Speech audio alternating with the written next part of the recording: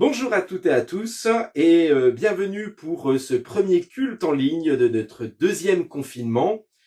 Alors pour la forme, eh bien j'ai envie de dire, on a eu le temps de s'y habituer pendant 2 mois et demi en début d'année. Nous revoilà avec de nouveau cette forme qui passe par le support médiatique, mais en tout cas notre désir profond. Et j'aimerais vraiment que ce soit notre désir, même si nous sommes à distance, même si nous sommes derrière notre télévision, notre écran d'ordinateur, eh bien que notre désir profond, ce matin, soit vraiment de nous tourner vers Dieu. Vous savez, on a étudié il y a quelques semaines le premier et le deuxième chapitre de la Genèse. On se rend compte que le but de ce jour que nous mettons à part est de rendre un culte qui soit agréable à Dieu. Que ce soit vraiment quelque chose qui nous anime, pas simplement le désir d'une communion fraternelle qui est perdue et qui serait quelque chose de tragique, même s'il y a une forme de tragédie dedans, mais que l'angle principal, celui de l'adoration à Dieu, soit là. Je vous invite à l'écoute du psaume 86, dans les versets 8 jusqu'au verset 10. Voici ce qu'il nous est dit. « Nul n'est comme toi parmi les dieux, Seigneur, et rien ne ressemble à tes œuvres. Toutes les nations que tu as faites viendront se prosterner devant toi, Seigneur, et rendre gloire à ton nom, car tu es grand et tu opères des prodiges. Toi seul, tu es Dieu, que ce soit vraiment les regards fixés vers le ciel, que nous puissions élever notre louange à Dieu. » Je vous invite à prier. Seigneur éternel, on veut te remettre tous ces moments entre tes mains. Nous ne voulons pas les vivre simplement de façon fictive ou distante, mais nous voulons vraiment que ton esprit vienne animer notre esprit pour que nous puissions élever nos voix, élever notre âme, pour pouvoir te contempler, te rendre gloire et t'adorer. Nous savons que quand nous rentrons dans ta présence, dans ces lieux saints, nous savons qu'il y a des choses qui se passent, qui nous bouleversent, et que ce culte, Seigneur, vienne encore nous bouleverser dans ta présence aujourd'hui. Amen. Amen. Voilà, quand on est dans la présence de Dieu, nous nous trouvons éblouis devant sa majesté, devant sa sainteté. Je vous invite à chanter ce prochain chant qui a été écrit par Dan Luten, qui nous dit éblouis, et que ce soit un moment d'adoration. Nous allons avoir ensuite quelques chants, et puis ensuite nous aurons un temps de prière, l'écoute de la parole. Voilà, que notre cœur soit disposé à élever celui qui se manifeste, celui qui se révèle à nous. Amen.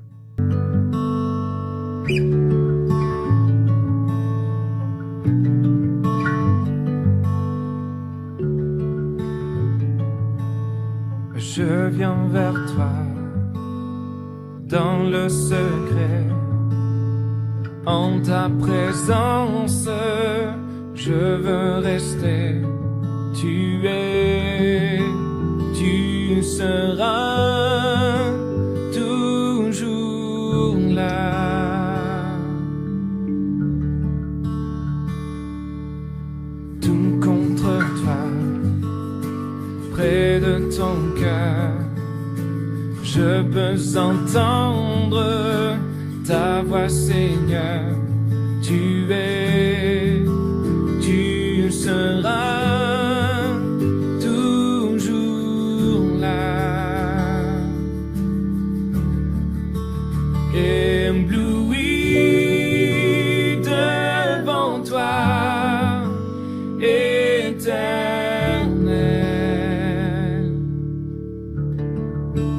ébahi par l'amour de ton ciel.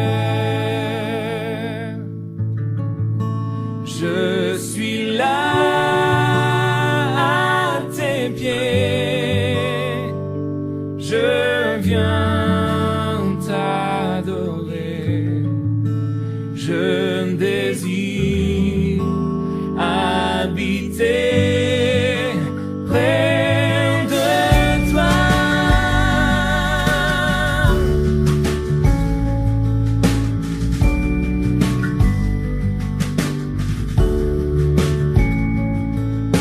Je vois ton bras, je sens ta main, tu me protèges, tu me soutiens.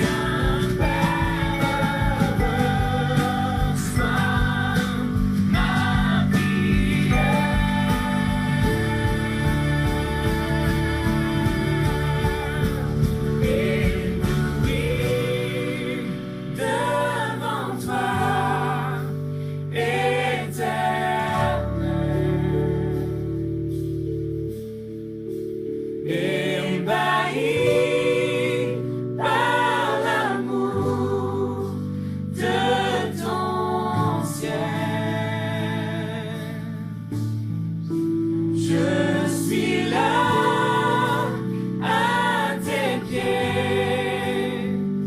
Je viens t'adorer. Je désire habiter près de toi. Oui, ébloui devant toi.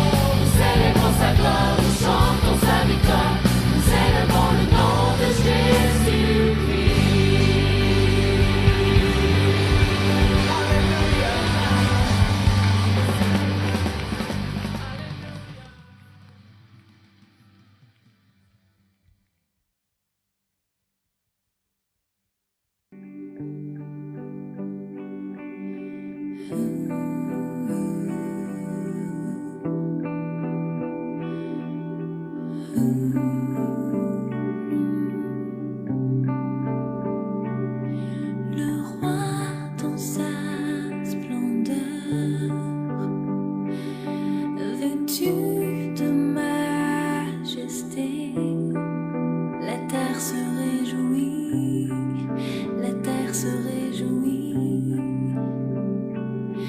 Il est paré d'éclat.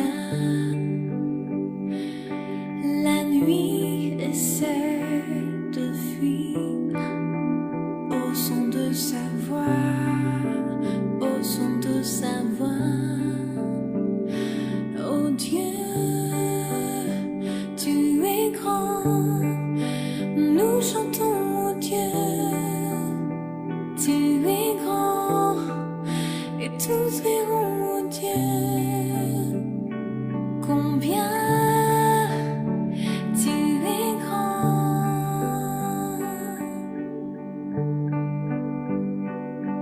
Car d'âge en âge, il règne, les temps sont dans sa main. Commencement et fin, commencement et fin. Le Père, le Fils, l'Esprit, Trinité divine, le lion et l'agneau, le lion et l'agneau. Oh Dieu, tu es grand. Nous chantons, oh Dieu, tu es grand, et tous verront, oh Dieu, combien tu es grand. Oh Dieu, tu es grand. Nous chantons, oh Dieu, tu es grand, et tous verront, oh Dieu, combien tu es grand.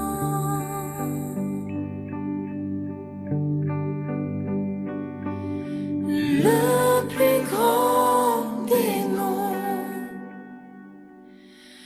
digne de louange, mon cœur s'écrie, oh Dieu, tu es grand.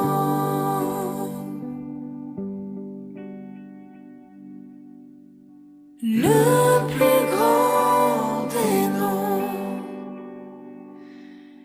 digne de louange, mon cœur s'écrie, oh Dieu, tu es grand.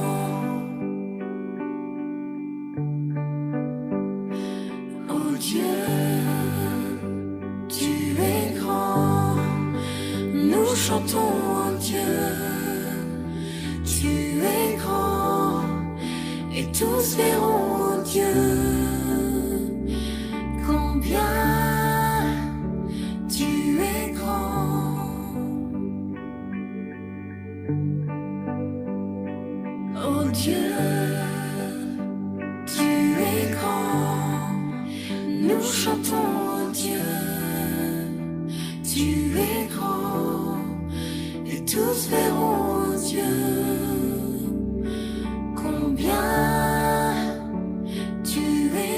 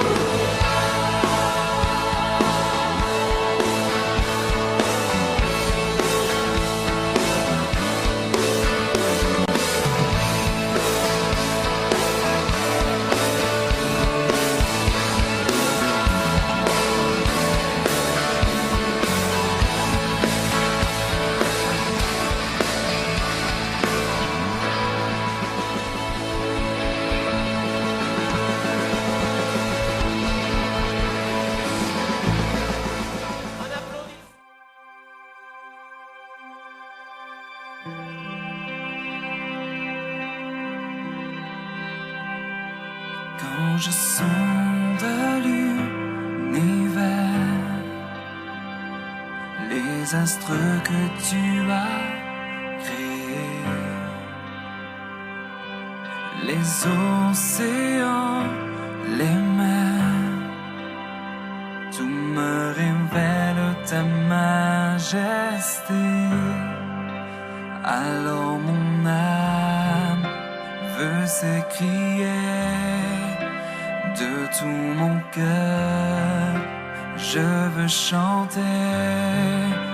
Oh Dieu, tu es infiniment grand, éternel puissant, roi majestueux.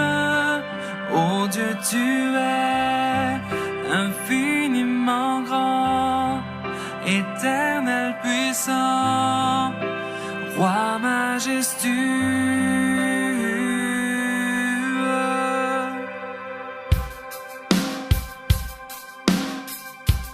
Quand je songe que tu m'as fait, que tu t'es révélé à moi,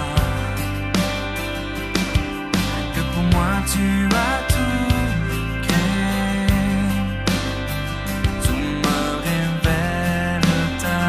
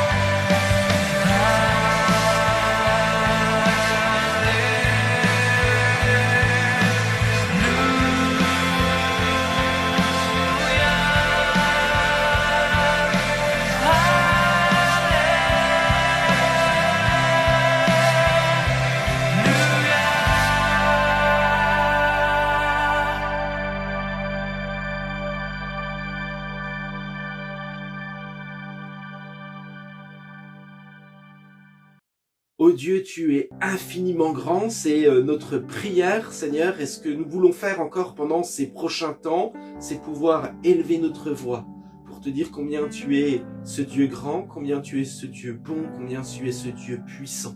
Nous voulons te dire encore merci pour ce que tu fais dans nos vies.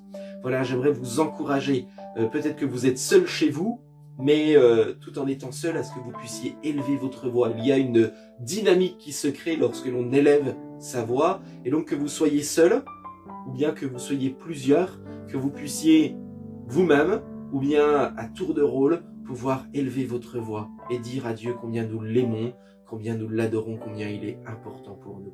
Je vous invite à, pendant ce temps d'écoute musicale, sur ce fond musical, à pouvoir élever votre voix devant Dieu.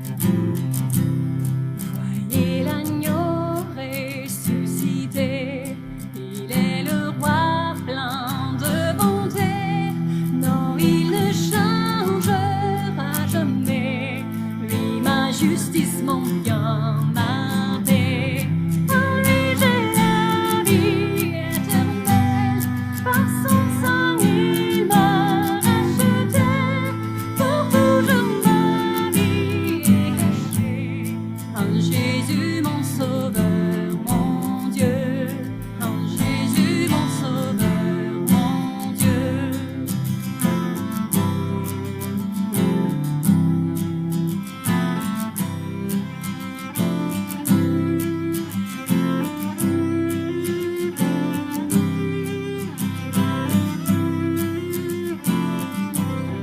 En lui j'ai la vie éternelle, dans son sang il m'a racheté, pour toujours ma vie est cachée.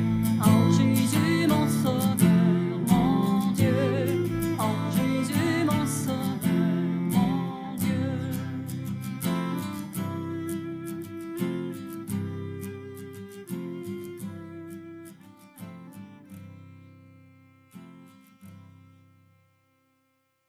Voilà, avant de prendre la prédication de ce jour, j'aimerais voilà, partager avec vous les annonces.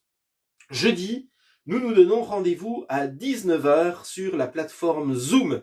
Donc, pour celles et ceux qui voudront nous rejoindre, vous recevrez un lien sur votre boîte mail. Et puis, si vous ne faites pas partie des membres de l'Église, n'hésitez pas à laisser un commentaire sous cette vidéo. Et puis, nous vous enverrons les liens que nous envoyons de façon hebdomadaire.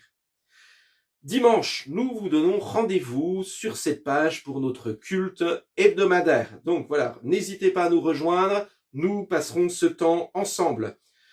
Le samedi matin, nous reprenons l'entraide alimentaire. Donc nous avons plusieurs membres de notre Église qui sont touchés par une situation financière qui n'est pas forcément la plus confortable. Le but, c'est que celles et ceux qui ont les possibilités puissent ajouter quelques courses pour pouvoir les donner le samedi matin à l'église. Donc il y aura un bénévole qui sera là de 10 h à midi pour recevoir vos dons. Et puis de 11h30 à midi, pour celles et ceux qui bénéficient de cette banque alimentaire, eh bien nous vous donnons rendez-vous. Donc n'hésitez pas, vous ne téléphonez pas, et puis on arrivera bien à vous trouver quelque chose, voilà, même si plusieurs bénéficiaires sont là, n'hésitez pas, on veut vraiment que notre Église ait une réponse à apporter à ce temps de crise, réponse physique, réponse aussi spirituelle, que nous sachions aussi nous épauler les uns les autres. Enfin, pour les offrandes, eh bien, vous avez 3 possibilités qui s'offrent à vous. L'idéal, c'est le virement automatique. Donc, pour celles et ceux qui ont déjà le RIB de l'Église, eh bien, n'hésitez pas à utiliser ce support. Pour celles et ceux qui n'ont pas le RIB, n'hésitez pas à m'envoyer une demande et puis je vous le transférerai pour que vous puissiez mettre en place un virement. Soit vous pouvez le faire en liquide. Pendant que nous ouvrons l'église le samedi de 10 h à midi, vous pouvez passer déposer votre offrande à l'église. Enfin, vous avez le site Helloasso, donc j'essaye de le mettre en lien juste sous la vidéo, et puis s'il n'apparaît pas en lien, voilà, donc soit vous aurez un petit i qui va s'inscrire normalement sur la lucarne juste ici, et puis si vraiment ces moyens n'existent pas parce qu'on se remet petit à petit à travailler sur notre chaîne YouTube, vous l'aurez normalement en lien dans les commentaires juste en dessous. Enfin, parce que cela fait aussi partie du jeu sur YouTube, si vous avez aimé cette vidéo, n'hésitez pas à lâcher un petit pouce bleu pour montrer que vous avez aimé cette vidéo, et puis n'hésitez pas à la partager sur les réseaux sociaux. On se retrouve maintenant à prendre ensemble la parole de Dieu, la prédication, et donc aujourd'hui, nous sommes le dimanche de l'Église persécutée. Donc pour celles et ceux qui ne connaissent pas, l'association Porte Ouverte, tous les premiers ou deuxièmes week-ends du mois de novembre, prend à cœur la situation des églises persécutées, et en tant qu'Église baptiste d'Amiens, eh bien nous voulons affirmer notre unité avec nos frères et sœurs qui sont persécutés, et donc j'orienterai la thématique de ce jour sur la thématique que nous a proposée l'association Porte Ouverte, pour que nous puissions être bénis au moyen de nos frères et sœurs qui sont persécutés, et puis aussi les bénir en retour par la prière que nous pourrons faire monter pour eux, auprès d'eux, et puis peut-être que pour celles et ceux qui sont abonnés à la revue Porte Ouverte, peut-être que vous puissiez aller un petit peu plus loin dans votre engagement. Voilà, je vous invite à prier pour ces moments. Seigneur notre Dieu, nous allons prendre ta parole en cet instant et nous voulons la prendre comme tu nous l'as donnée, avec une parole de bénédiction. Et dans ce paradoxe très spécial de dire que, bien de la même façon que tu as été persécuté, bien que nous serons persécutés aussi, et que c'est là aussi une bénédiction. Seigneur, même si nous ne sommes pas atteints encore aujourd'hui par tous ces troubles que peuvent vivre nos frères et sœurs dans la chair, dans leur identité, eh bien nous voulons les porter dans la prière. Nous voulons être sensibles à ce qu'ils ont à nous apporter et le recevoir comme une bénédiction. Nous te remercions de les placer à nos côtés et eux nous remercient d'être là. Et Seigneur, dans cette bénédiction mutuelle, nous voulons vraiment te dire merci de nous bénir par ton Église universelle, de nous bénir les uns les autres, de nous de recevoir de toi. Amen. Amen. Voilà, pour ce dimanche de l'Église persécutée, j'aimerais prendre avec vous le psaume 46. Je lirai à partir du verset 2.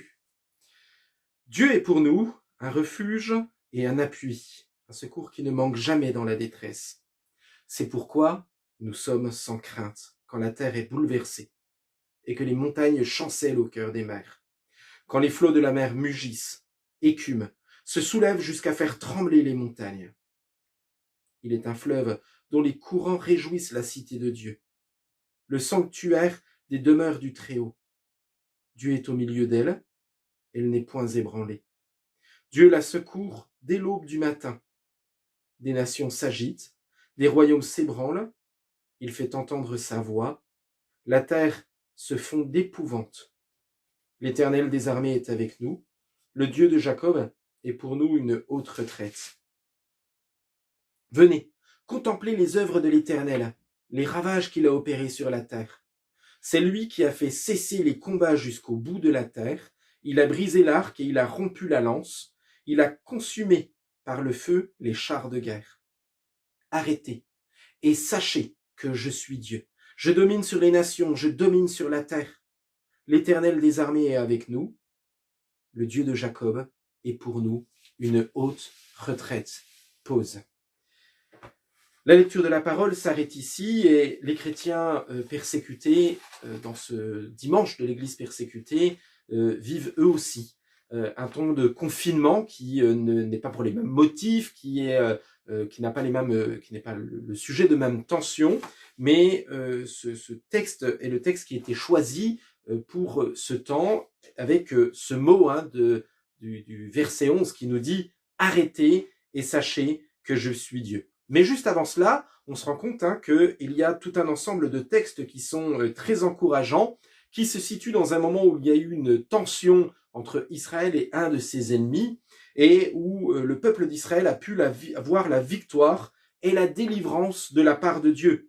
Le verset 6 nous dit « Dieu est au milieu de sa ville, et elle n'est pas ébranlée ». Donc même s'il y a eu des moments de tension, eh bien Dieu était le soutien. Et puis, les auteurs de ce texte, les fils de Corée, nous disent « Dieu est pour nous un refuge et un appui, un secours qui ne manque jamais dans la détresse. Dieu a brisé l'arc et rompu la lance, il a détruit par le feu les chars de feu. » Verset 10. Voilà tous ces textes qui sont là pour nous parler de la délivrance que Dieu peut nous apporter. Et pourtant, au milieu de ce texte qui est en train de nous parler d'une délivrance qui est là, eh bien, il y a le verset 11 qui arrive comme une injonction avec un impératif « arrêtez ». Et il n'y a pas un appel simplement à ralentir, mais un appel à un moment à arrêter toute activité pour pouvoir se concentrer et se tourner en direction du Créateur, en direction de Dieu. Mais pourquoi s'arrêter? Pour pouvoir mieux reconnaître l'action de Dieu, pour mieux reconnaître la délivrance que Dieu nous a donnée. Je pense que nous sommes dans une société où nous avons tendance à vouloir accumuler victoire ou bien action ou activité sur activité. Et ce texte est là pour nous dire arrêtez, stoppez tout et prenez un temps pour pouvoir contempler l'œuvre que j'ai faite. L'apôtre Jacques dira approchez-vous de Dieu et il s'approchera de vous. Voilà, mais le chemin que nous devons emprunter pour pouvoir nous approcher de Dieu, pour pouvoir nous tourner en direction de notre Dieu, eh bien, c'est ce chemin qui passe par la cessation d'activité, l'arrêt, le blocage, cette espèce de confinement. L'Église persécutée nous apporte donc en ce dimanche aussi un appel. Ce moment d'interruption peut être long, il peut être terrifiant, il peut être angoissant, et encore nous ne le vivrons pas de la même façon que certaines personnes peuvent le vivre avec toutes les détresses et donc certains témoignages que nous aurons l'occasion de lire pendant ce dimanche de l'Église persécutée, mais pourtant cet impératif vient à nous et s'impose à nous avec ce arrêté qui est proclamé de la part de Dieu. Que pouvons-nous en conclure? Est-ce que notre rythme est bien celui de Dieu? Eh bien, je vous propose d'écouter un petit témoignage qui est donné de la part du pasteur Wang, qui est un pasteur chinois, qui va nous témoigner de son expérience, de ce qu'il a vécu. Il a vécu un temps de confinement dans une prison pendant 23 ans. On va écouter son témoignage et on va voir toutes les leçons qu'il va pouvoir retirer de ce témoignage.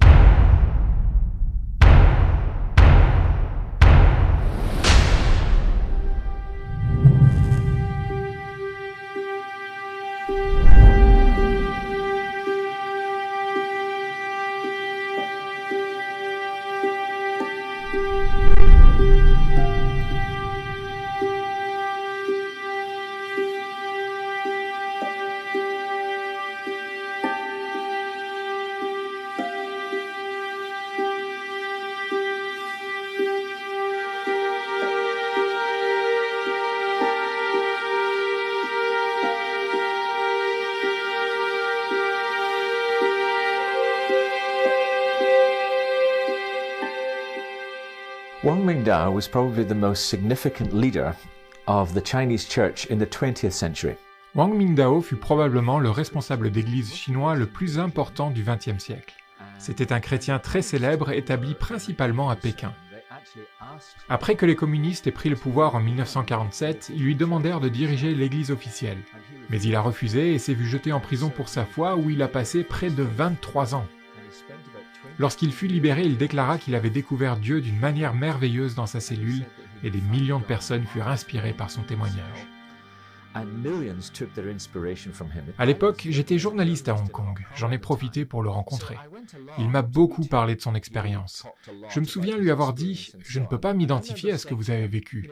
Si j'avais passé 23 ans en prison, j'espère que j'en serais ressorti avec une aussi grande foi que la vôtre, mais je n'en suis pas si sûr. » Et il m'a répondu « Vous ne devriez pas envier ce que j'ai vécu, parce que vous avez la chance de vivre dans un pays où des gens, sans doute des centaines d'années auparavant, sont morts pour vous donner cette liberté de culte.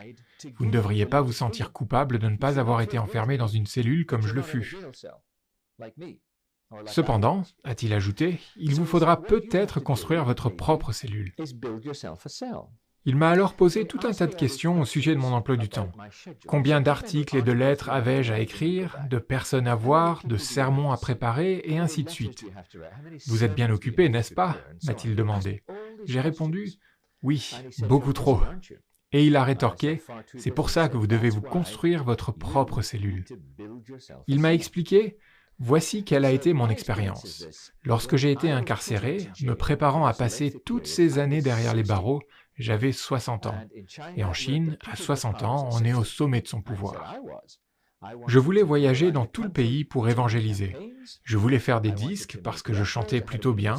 Je voulais écrire des articles, des livres, mais à présent, je ne pouvais même plus étudier ma Bible. Je ne pouvais plus témoigner à personne.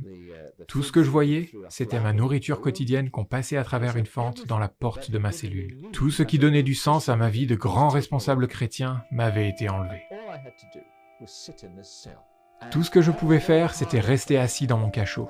C'était très dur au début. Mais à la longue, cette captivité m'a permis de me recentrer sur Christ, parce qu'il y avait littéralement rien d'autre à faire.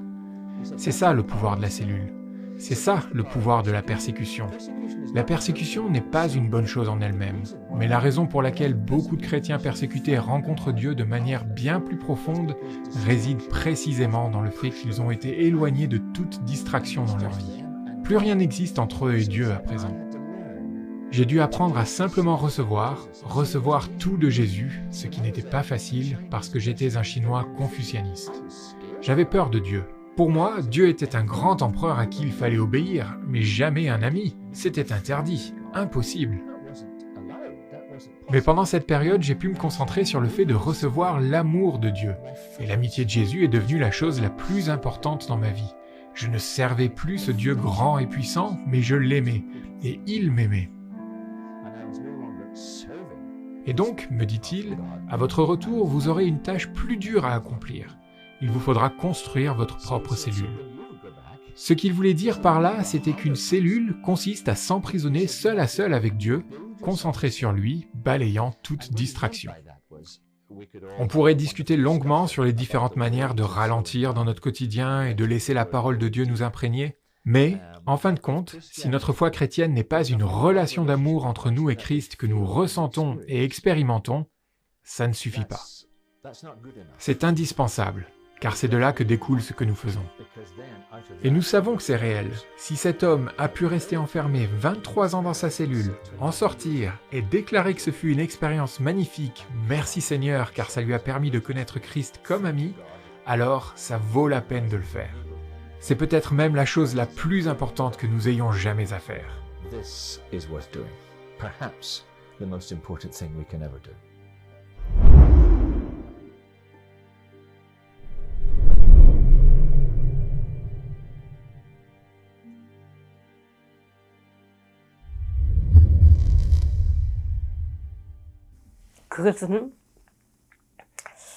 C'est le psaume 23 qui m'a accompagné dans les moments difficiles. En prison, surtout quand les gens mouraient à mes côtés, quand tout semblait sans espoir, au milieu des persécutions, le Seigneur était mon pilier, il était mon phare. Chaque fois que j'étais au plus bas, je récitais ce psaume. Je marchais dans la vallée de l'ombre de la mort, comme dit l'Écriture.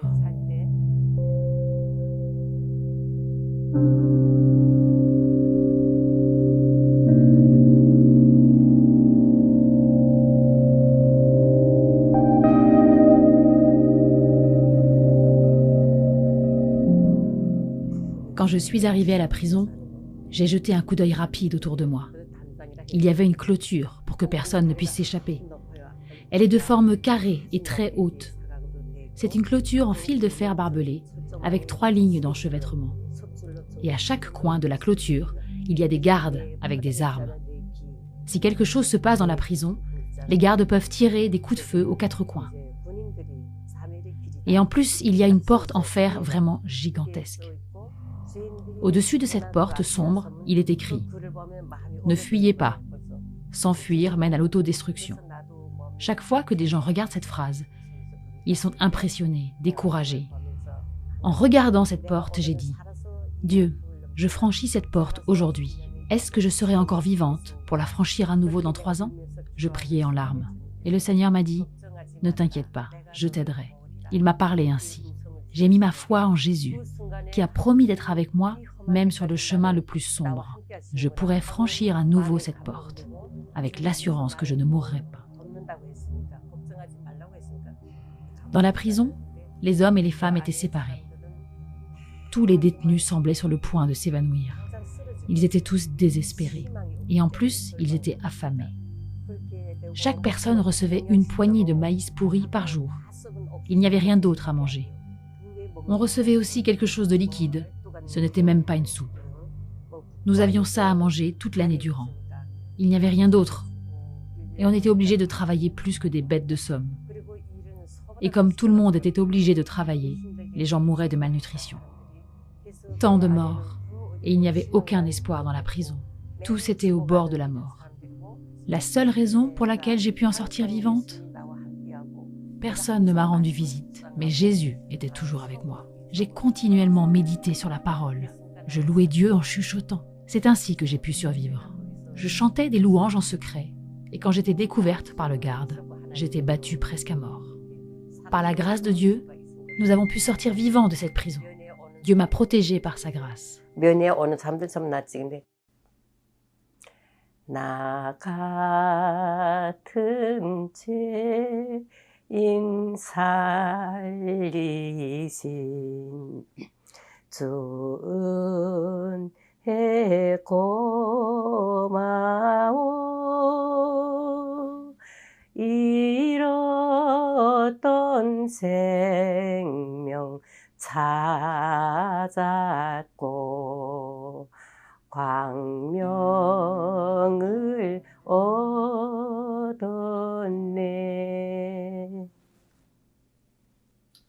Alors que je chante Amazing Grace, de plus en plus, je réalise que c'est la grâce de Dieu qui m'a conduite à Jésus. Je me rends compte à quel point j'étais pécheresse. Après avoir connu le Christ, Dieu m'a fait grandir dans la prison comme le feu purifie l'or. Dieu m'a donné une foi qui est comme de l'or pur.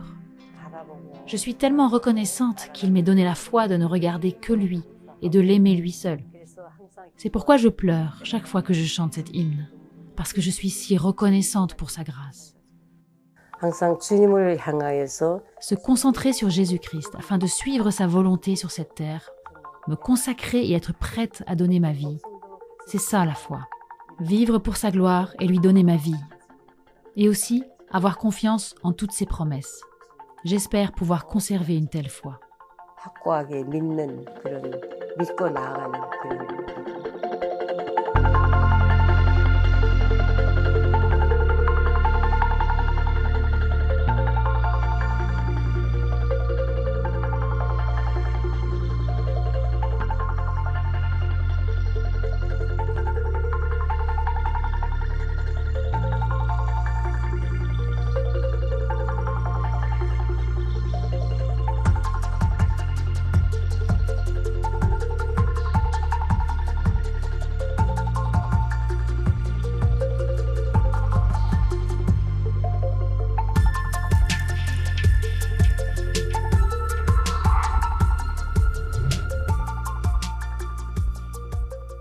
Voilà, le pasteur Wang, voilà ce qu'il nous a dit dans ce texte. Hein. Moi, on m'a poussé dans une cellule, mais vous allez devoir vous y pousser vous-même.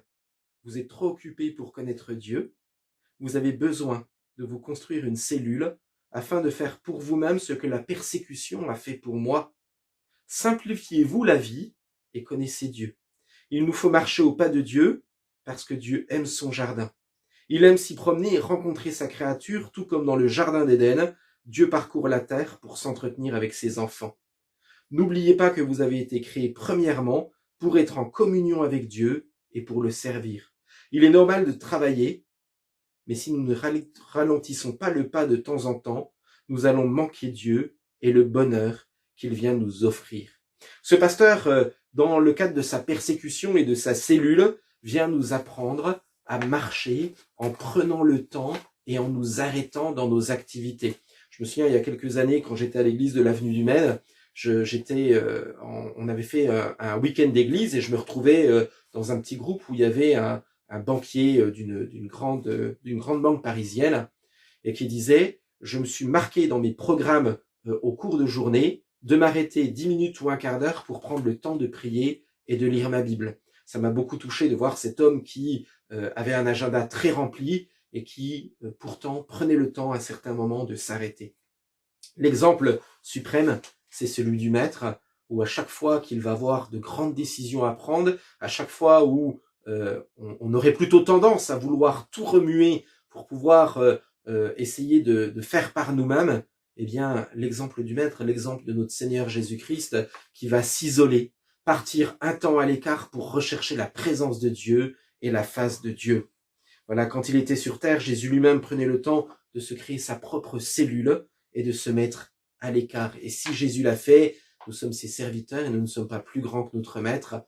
Apprenons-nous, nous aussi, à nous arrêter et à nous stopper dans nos activités pour nous tourner auprès de notre Créateur. Voilà le deuxième point auquel nous invite ce psaume 146, c'est « Sachez que je suis Dieu ». Donc le début du verset 11, arrêtez, mettre un temps pour Dieu. Et puis verset 11, la suite, « Sachez que je suis Dieu ».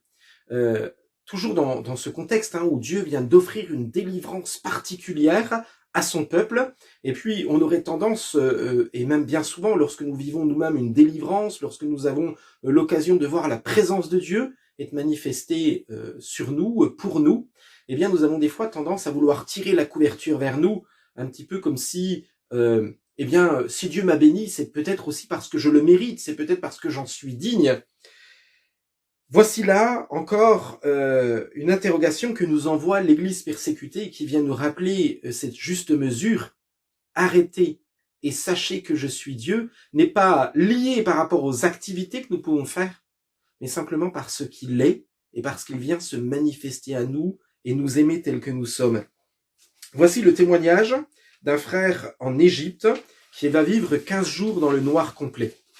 Voilà le témoignage que nous envoie Porte Ouverte.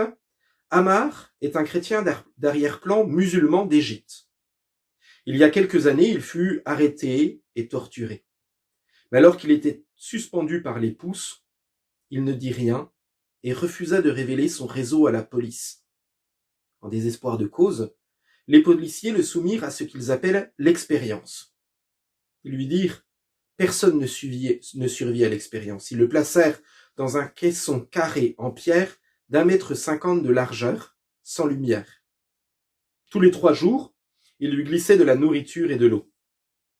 Habituellement, les gens deviennent fous le 8e jour, lui dirent ces geôliers, parce que le noir incessant est notre dernier ennemi à tous. Les premiers jours, Ammar résista à son nouvel environnement. Mais vers la fin de la semaine, il commença à craquer. Il raconte « Je pleurais, assis dans mes propres excréments, et les voix, ces voix terribles, elles m'accusaient sans interruption jour et nuit. Elles disaient que je n'avais aucune valeur. Je repassais toutes mes pensées, dans mes pensées toutes les choses terribles que j'avais faites dans ma vie. Et je pleurais, je hurlais de solitude. J'ai même commencé à avoir des hallucinations. Je me voyais dans la foule quand Jésus fut condamné par Pilate et je criais « Crucifiez-le, crucifiez-le » Ammar sentit que sa santé mentale lui échappait, quand soudain, Dieu est intervenu. Il décrit ce qu'il a ressenti alors. Un ruisseau d'eau claire et fraîche coula à travers la cellule, me lavant, parce que j'ai pris conscience que Christ m'aimait, même à ce moment-là, assis dans mes excréments, avec tous mes péchés et ma foi en miettes, et ma santé mentale qui s'effritait. Je me suis rendu compte que même dans cet état, Christ m'aimait. 15 jours plus tard, lorsque ces geôliers ouvrirent la porte, ils furent stupéfaits de trouver une personne qui sentait mauvais, qui était fatiguée, mais une personne joyeuse et en bonne santé mentale. Voici le message d'Ammar pour nous. Le désert est un lieu où Dieu nous entraîne pour nous montrer combien nous sommes tout à fait indignes, et cela nous vide de tout orgueil. En contrepartie, l'amour du Christ dont il nous remplit est d'autant plus grand que nous sommes vides. Comme Ammar, nous sommes invités à reconnaître Dieu dans son action, dans sa grâce, dans ce qu'il fait gratuitement pour nous. Nous avons besoin, comme Ammar, de nous trouver enfermés dans cette cellule où bien nous n'avons pas de réponse, ni économique, ni sanitaire, ni aucune réponse par rapport à tout ce qui peut nous arriver. Nous nous trouvons dans ces temps où nous sommes comme agités, dans un temps de détresse où personne n'a la solution. Certains ont voulu cité quelques professeurs, quelques personnes comme référentes, mais au final, on se rend compte que personne n'a la solution face à cette crise qui est là. Et la solution qui nous est proposée dans ce texte, c'est simplement de nous humilier pour reconnaître la grandeur de Dieu. Dieu est pour nous un refuge et un appui, un secours qui ne manque jamais dans la détresse, dira les auteurs de ce psaume, simplement parce qu'ils vont pouvoir l'expérimenter. Alors qu'ils se trouvaient dans une situation de siège au sein de Jérusalem, ils ont pu voir la délivrance que l'Éternel a pu leur adresser. Et de la même façon, pour nous, lorsque nous nous humilions et que nous nous tenons devant Dieu, c'est là que nous pourrons obtenir une réponse de la part de Dieu. Alors, quelle attitude avoir vis-à-vis de toutes ces situations que nous ne pouvons pas maîtriser? Souvent, nous avons tendance à vouloir même intercéder auprès de Dieu en réclamant notre dû. Par exemple, toutes ces formules, même certaines fois, qui sont complètement impertinentes. Vous savez, de ces prières qui seraient des prières d'autorité parce que nous le valons bien. À aucun moment dans la Bible, il ne nous est laissé entendre que c'est par notre propre force que nous obtenons la réponse à nos prières. La réponse aux prières que nous obtenons est uniquement lorsque nous nous trouvons auprès du cœur du Père qui vient nous révéler sa volonté et lorsque notre prière se met au diapason de celle du Père. Quel est mon rôle et ma position sur cette terre? Eh bien, celle du serviteur inutile qui va simplement trouver refuge auprès de son maître et qui va trouver auprès de son maître la solution. Dans Luc au chapitre 17, à partir du verset 7, il nous est dit « Qui de vous, ayant un serviteur qui laboure ou qui paie les troupeaux, lui dira quand il revient du champ, « Approche-toi vite et mets-toi à table. » Il lui dira bien plutôt « Prépare-moi à souper, ceins-toi et sers-moi jusqu'à ce que j'ai mangé et bu. Après cela, toi tu mangeras et boiras. » Doit-il de la reconnaissance à ce serviteur parce qu'il a fait ce qui lui était ordonné? Vous de même, quand vous avez fait tout ce qui m'a été ordonné, dites, nous sommes des serviteurs inutiles, nous avons fait ce que nous devions faire. Et je pense même que vis-à-vis de toute cette crise par laquelle nous vivons, les frères et sœurs persécutés viennent nous adresser là encore un message qui vient nous montrer l'humilité avec laquelle nous devons accepter cette situation, non pas passivement, non pas naïvement, mais en recherchant, arrêter, cesser toute chose pour pouvoir connaître qui est Dieu et connaître quelle est sa volonté pour nous. Voici le témoignage d'un pasteur enfermé pendant 6 ans dans une cage de fer au Vietnam. En 1975, un pasteur qui avait fondé une église dans le sud du Vietnam nous dit « Chaque journée commençait par une réunion de prière de 3 heures à 5 heures du matin et se terminait chaque soir par une étude biblique. Chaque mois, entre 80 et 100 conversions avaient lieu. Une année, plus de 800 nouveaux croyants ont été baptisés. En 3 ans, l'église comptait 5000 fidèles. Le 10 décembre 1983, le gouvernement a confisqué les Bibles et les recueils de cantiques, fermé l'église et verrouillé la porte. Le pasteur a été emmené en prison, où il a passé 6 ans avant d'être libéré. Pendant ces 6 années de vie dans une cage de fer, il a témoigné de sa foi et au moins 96 personnes ont donné leur vie à Jésus-Christ. Il dormait sur le sol froid, les moustiques, les sangsues et les cafards grouillaient partout dans la cellule. Les prisonniers avaient toujours faim, luttaient constamment contre la maladie et se battaient entre eux. À un moment donné de sa détention, il était isolé dans une pièce très sombre. Pendant 16 mois, il n'a vu personne. La nourriture était avariée, mais il n'est jamais tombé malade. Pas même une fois pendant cette période. Voici le message de ce pasteur pour nous. J'ai une théologie très simple. Quand vous avez des problèmes, priez. Quand vous n'avez plus de problèmes, priez davantage. Il a également souligné la valeur de la prière dans la vie de l'Église et la nécessité de rendre grâce en tout. Avant de sortir de prison, il a gravé un verset sur le mur de sa cellule. En toute chose, rendez grâce à Dieu. Voilà, que ce soit vraiment notre désir, notre souci, qu'en tout temps, nous recherchions la grâce de Dieu.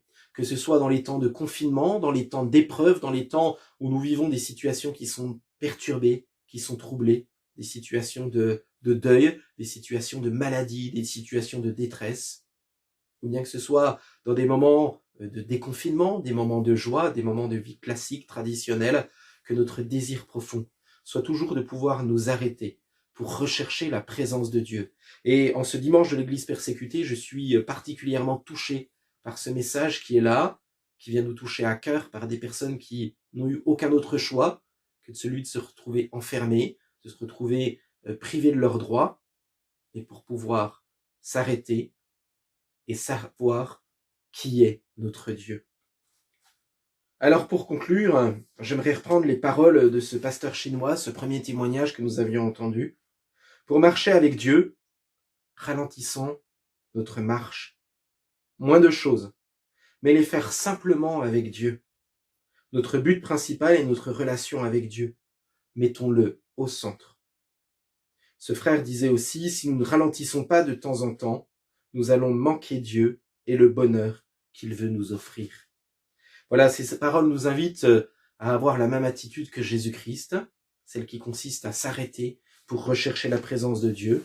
Et c'est vraiment ce que j'aimerais vous inviter à faire pendant ces moments où nous n'aurons pas autant accès à nos shopping, autant accès à toutes nos activités de tous les jours, à ce que notre désir profond, en unité avec les frères et sœurs de l'Église persécutée, que nous sachions aussi nous arrêter et prendre ce temps bénéfiquement, non pas en culpabilisant, non pas en cherchant on ne sait trop quoi, mais juste en nous arrêtant et en recherchant la présence de Dieu. Que ce soit là notre désir profond. Je vous invite à prier. Seigneur notre Dieu, tu dis arrêtez, sachez que je suis Dieu. Donne-nous, Seigneur, dans ces moments, dans ces prochaines semaines, aussi régulièrement que ce soit un apprentissage, d'arrêter nos activités, d'arrêter tout ce que nous orientons comme choix dans notre vie pour essayer d'avoir, de posséder, d'aller plus loin avec cette forme d'orgueil qui peut régulièrement nous animer, et de nous, Seigneur, simplement de rechercher ta volonté et de savoir que c'est toi qui es Dieu et de rechercher ta face. Comme ces frères et sœurs qui, dans cette dimension unie à toi, dans ce cœur à cœur avec toi, que nous puissions aussi discerner quelle est ta volonté au milieu de tous ces moments par lesquels nous pouvons passer. Nous voulons, Seigneur, te dire que c'est toi notre Dieu, et de la même façon que ton Fils savait s'arrêter pour trouver ce temps d'intimité avec toi, nous voulons, Seigneur, à un moment arrêter toute chose et pouvoir nous concentrer avec toi, en toi, pour toi. Nous te bénissons, Seigneur. Nous te prions aussi pour nos frères et sœurs de l'Église persécutée. J'ai commencé ce temps en disant qu'ils nous bénissaient et nous les bénissons en retour. Seigneur, merci pour ces paroles bénies que nous pouvons recevoir de leur part. De ne pas les oublier, de penser à eux, de les soutenir par la prière, en ayant la conviction que tu sauras leur donner la force dont ils ont besoin. Merci de nous les avoir donnés et qu'ils sachent que nous prions pour eux. Amen.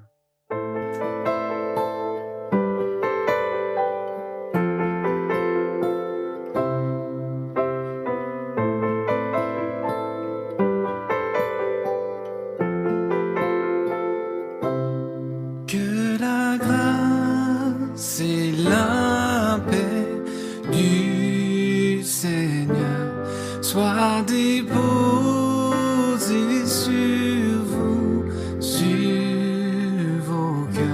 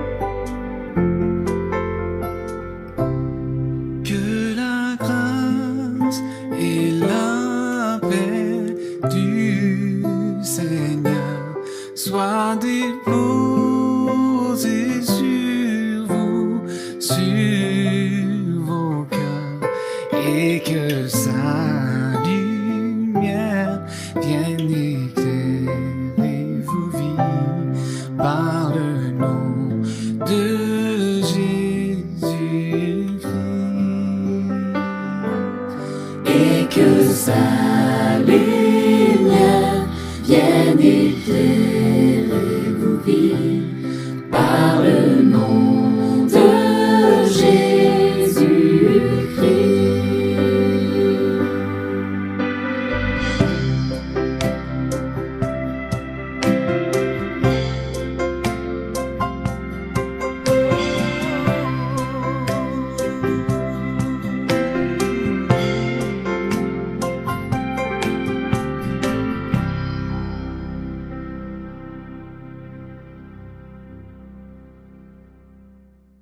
Voilà, ce temps arrive à sa fin.